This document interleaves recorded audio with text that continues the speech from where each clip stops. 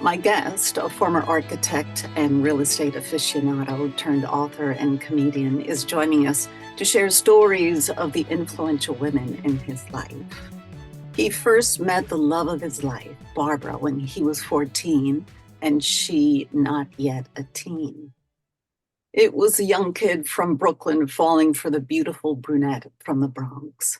He's written an Amazon best-selling memoir in her memory titled 7 Days of Shiva, 46 Years of Puppy Love, expressing his love and devotion through stories. Marc Gellman's next book, which is already in the works, will be about his mother, Dorothy, and how hard she worked to raise a great son. Marc is a father and grandfather, but he's missing his best friend and love of his life, Marc Gellman, Marc with a C. Gellman, welcome to Should Have Listened to My Mother. You for inviting me. I'm so glad we're So, going to be talking about my mother and my wife and my wife. Incredible women. Made me to, what I am today. yeah, isn't that crazy how that happens? It's all good. And though you lost your wife in 2011, my sympathy and my condolences, because losing a good friend and your lover is very hard indeed. But I want to talk about the influence that these two women had, and I'd like to start with your mom, because actually there's a wonderful story in your book at how your mom insisted that the two of you get married earlier than you had planned. But tell me a little bit about Dorothy. Where was she raised, siblings, that kind of thing, because it seemed like she had a pretty strong personality. Yeah, she had a very strong personality. Oh, Good my, intentions. my mother ruled. My mother ruled the family growing up. It was my dad, my brother, and me, and she ruled the family. She was born in the Lower East Side. Lived there during her early years. Of Manhattan, Lower East Side of In Manhattan. Manhattan, Lower East Side, and my grandparents bought a four-family home in Brooklyn around 1930. My mother was a little girl at that time. Her two oldest sisters were twins. They were 12 years older, and that's where she grew up in Brooklyn. Uh, and uh, and I grew up in that house. My parents were married. My father was in the army at the time, and when they came back from the army, they lived in East New York section of Brooklyn in my grandparents' four-family house, and I grew up in that house. So there was 12 years between your mom and her the twins. Yes, So she was yes. an only child, kind of, She sort was of, like or an she old, had yeah, for four a lot of her parents. growing up years, she was an only child. And she was very much like my grandmother. The two of them were very strong personalities. I was very fortunate that my grandmother lived right next door. So And it was not a much, with you. Lucky she lived next door and not she lived with next, you. a lot of my friends, their grandparents lived right in their same apartment in Sure. that section of Brooklyn those years. Yeah.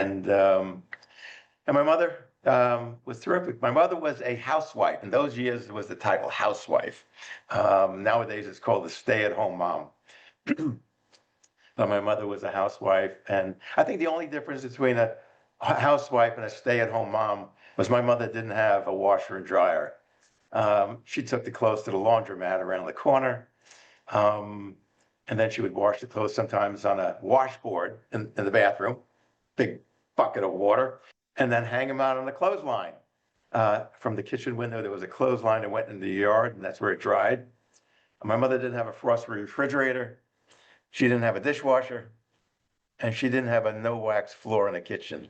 I guess that's what made her a housewife instead of a stay-at-home mom. That's the only Well, that difference. came along later, right? She was Yes, working, whether they grew up on a farm, they were working outside in the fields and in the kitchen. I mean, she had to provide, right? Your exactly. dad, what line of work was your dad in? He was in the garment district. He worked in the garment industry in Midtown Manhattan. Um, and he was much different than me, where I work all kinds of crazy hours. And my dad worked from 9 to 5.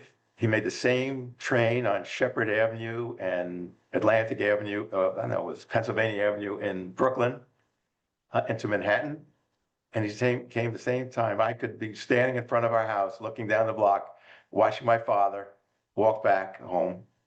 And of That's pretty course, good. we always had family dinners. You always had a family dinner. In my next book, I wrote the sentence, in my parents' home, having family dinner to get time together as much as possible was unacceptable because having family dinner time together was our only option.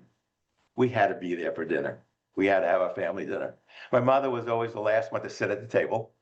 Everybody was seated, ready to go, and it was time to eat, and it was time to talk about what we did that day. Did you start eating before she sat down at the table? No, Mm, when my okay, mom sat down, that's when things started. She she controlled what was happening, and she made sure that we talked about our day, what we did, what we accomplished. It was always about what did you accomplish today? What did you do today? You never said nothing to my mom. You always had to say, we did something. Because if you said, no, I didn't do anything, well, then you were in trouble. You wasted a day. There was so much to do and you did nothing. We always did something. My dad would talk about what he did at work. My brother would talk about his day, and I would talk about my day. Would you sometimes know you had to fabricate something to make it sound wonderful, or you just told them about your day? You never fabricated anything to my mom. You've never. I was once listening to my mom talking to someone on the phone. They were having a discussion about what I did and what the other kid did. You know, little two kids, little problem. And I heard my mother say to that other mother, "My children never lie to me. Mark told me what happened, and he never lies." And I listened to that. And you know what? I had never lied to my mom, but I didn't know, how did she know that I never lied to her? But that's what she said. And it was the truth. I never lied to my mom. So we couldn't fabricate things to my mom because she could tell. She had the eyes in the back of her head. Uh, she was she was a very, for a high school graduate, my mom was very, very, very experienced. So what was it about your mom? Okay, I have two questions. How old was she when your mom and dad got married? And what was it about your father? What was it that she was looking for in a husband? First of all, they met. My dad lived around the corner from them in Brooklyn. So they knew each other very young. Um, and just like me, just by coincidence, my dad was 22 when he was married. I got married to Barbara 1 week past my 22nd birthday. My mom was 20 when they were married, and I married Barbara. She was still 19. It was 2 weeks before her 20th birthday. So by coincidentally, we were married at 22 and 20. They were married for 62 years until my father passed. And my mother lived to 96, Yeah, and just shy of her. Oh, amazing. she had her complete senses up until the day she lived in a nursing home the last few years. And other parents, other children who were visiting their parents would always talk to my mom because my mom was the only one in the nursing home that knew what was going on. And I would sit with my mom. I would visit my mom every Sunday. And as we sat there, everybody who walked in, she said, they would say, "Hi, Dorothy." Hi. Everybody knew my mom. All the other children of other parents knew my mom. And I visited my mom every Sunday when my mom was in that nursing home was Mother's Day. And I visited her every Sunday. I remember once walking into the facility and I heard a woman say to the other woman, "That's Dorothy's son. He's here every Sunday." You're a good And it was son. true. And it was true. And it was Good true. son. I loved quality time with her. What was it that piqued her interest all day long, as many moms were working, cleaning and prepping and getting ready for the next meal or the next family event? Did she read? Was she interested in art? What was she passionate about? Did your dad and she go dancing? She loved to read. My mother loved to read books, but she was busy. She was always working. She was either scrubbing the kitchen. My mother was a workaholic. Either she was working on the house, cleaning, doing laundry. Don't forget, no dishwasher, no washer dryer. Everything was done by hand. She had to go to a laundromat around the corner. And my mother, with a high school degree, was the best accountant that you could ever find. Her way of keeping us, my dad was a wage earner. So we didn't have a lot of money, but we were very rich. We were very rich in family. We were very rich in family. And my mother, I would watch her in the evening, especially, well, when my father brought home his paycheck, she would cash the paycheck and she had several envelopes that she would put in. One was for the electric bill, one was for this bill, one was for saving for my father for a new suit, one was for this. And her accounting was all these envelopes that each week she would put money in to spend. And then she had her weekly for groceries and everything. And from that little accounting that she did, we had an incredible childhood. We had everything. We had everything. Everything and then some of what you needed, Yes, right? yes, yes. What was was her upbringing um, of little means when she was a child?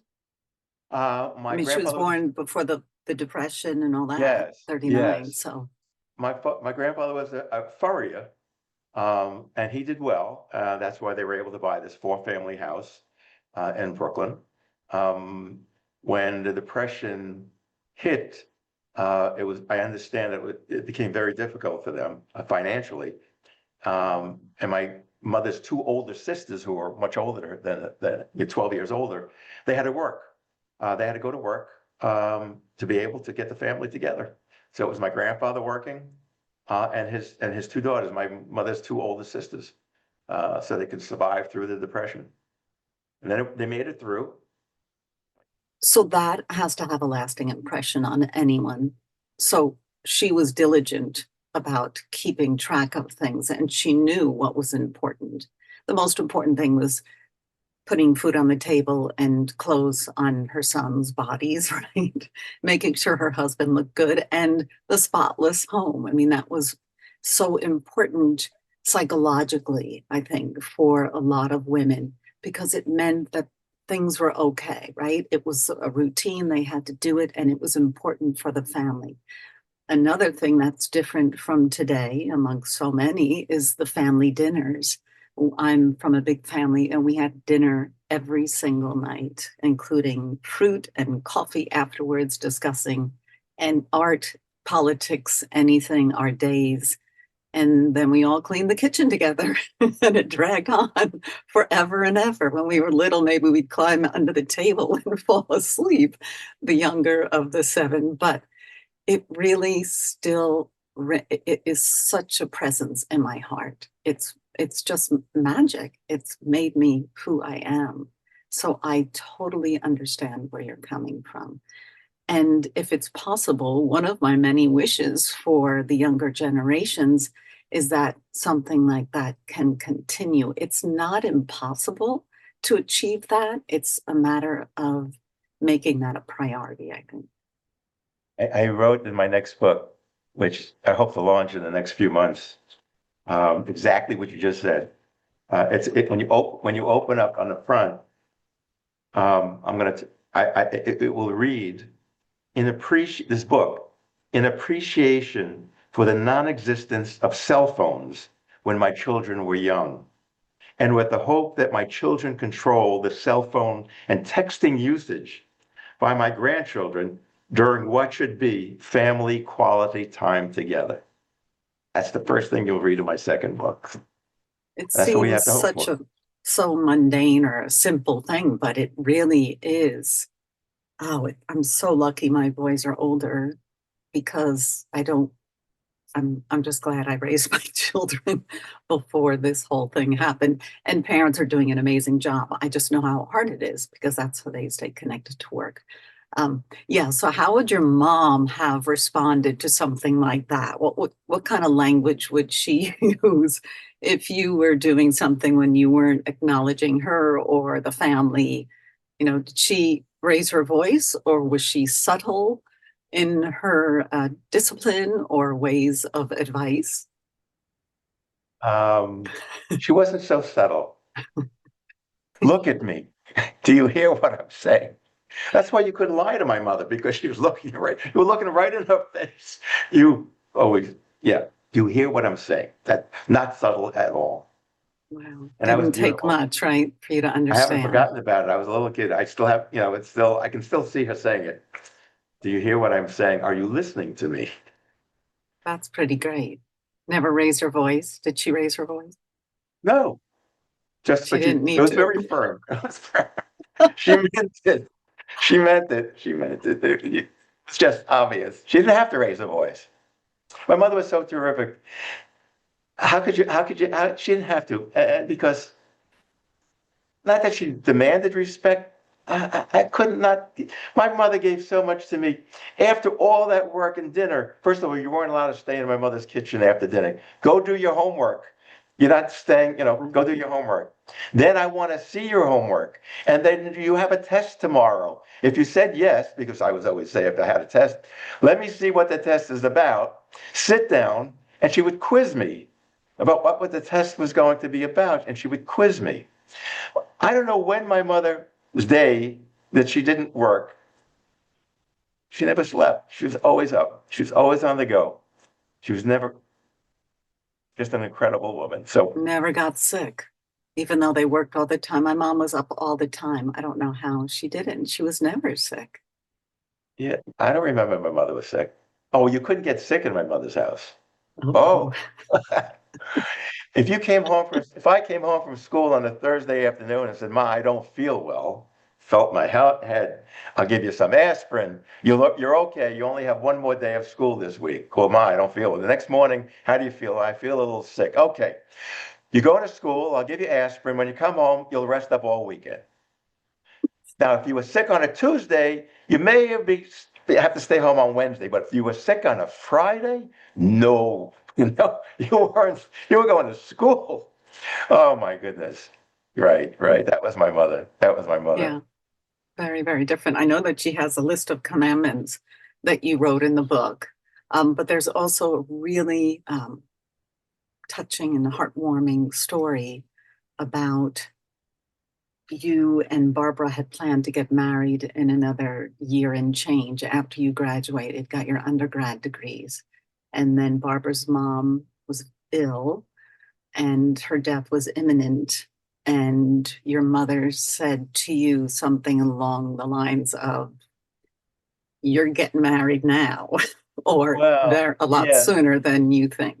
she did it. I had walked into the door, and that was on the day that Barbara found out, and my mother happened to be there when the doctor examined her mom and gave her 6 months to live.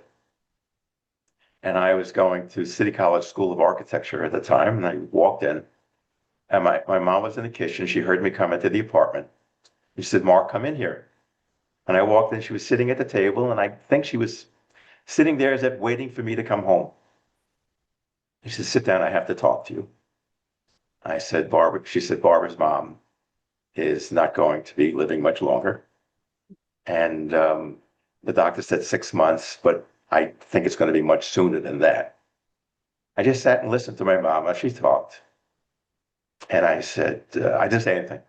And she said, "Listen, you're engaged to Barbara now. You plan to get married after graduation and far away. You were going to marry her anyway. Barbara's only 19 years old. And you're going to have to get married now because she can't be alone." I'm sitting there thinking, I was 21. What? I wasn't ready to get married. I'm going to get married. And my mother said, "No, you have to get married. You get married anyway. It'll just be sooner. And you'll do fine. You'll be okay."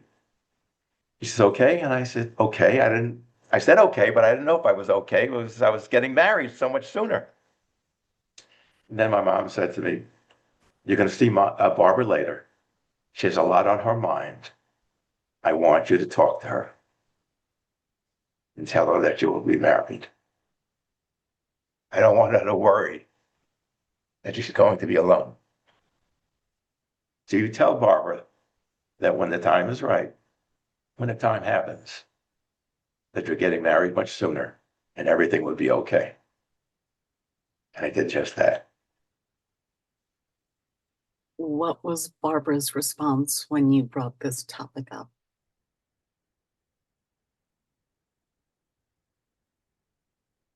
Yeah, she cried.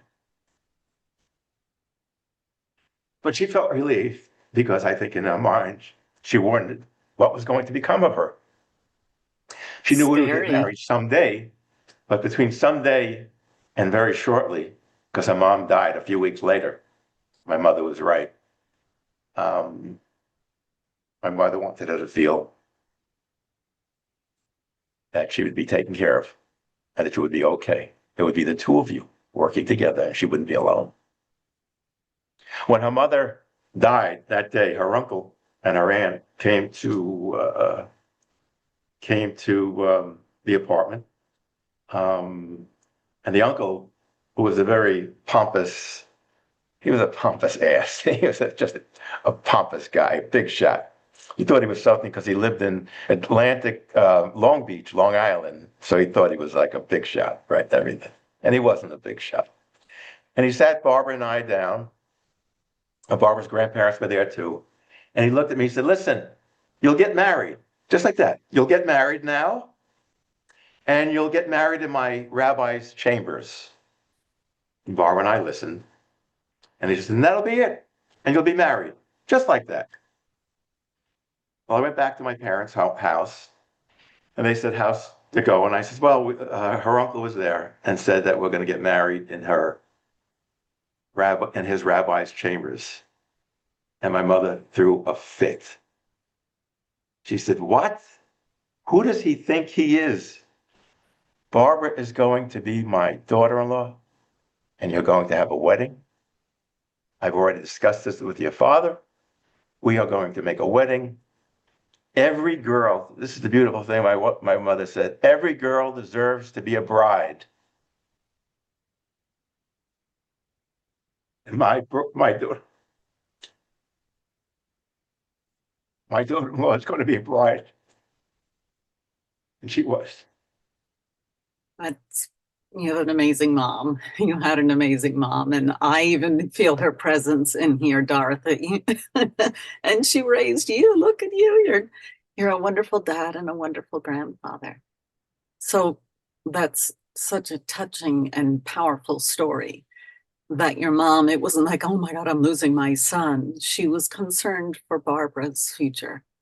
Yes. Now I'm getting all My, teary. my mother never called Barbara her daughter-in-law.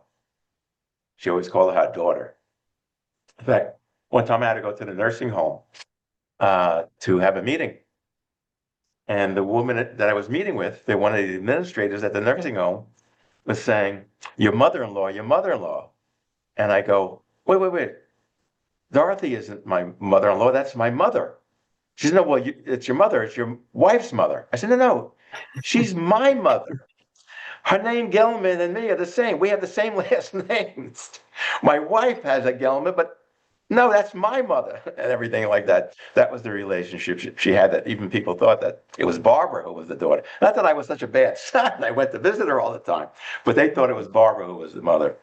But my mother, I write about, in the book you talk about my mother's 10 commandments. 2 days before the wedding, it was all put together very quickly. We got married 2.5 months after her mother passed away. My parents arranged for everything. My mother arranged it.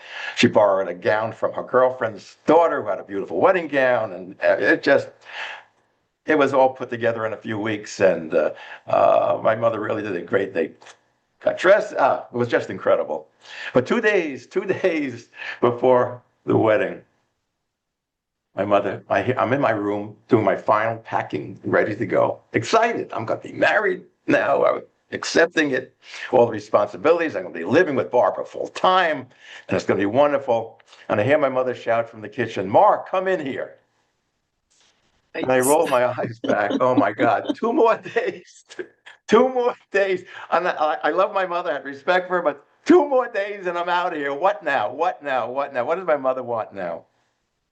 And I walk into the kitchen and she says, sit down. I want to talk to you. Just like, sit down. I want to talk to you. And I'm thinking, uh-oh, what did I do? And I sit down. Of course, this is my mom. I was very respectful. I sit down. I look at my mom. She says, listen. Right. She always told me to listen. Make sure I'm listening. Listen. You're getting married in 2 days.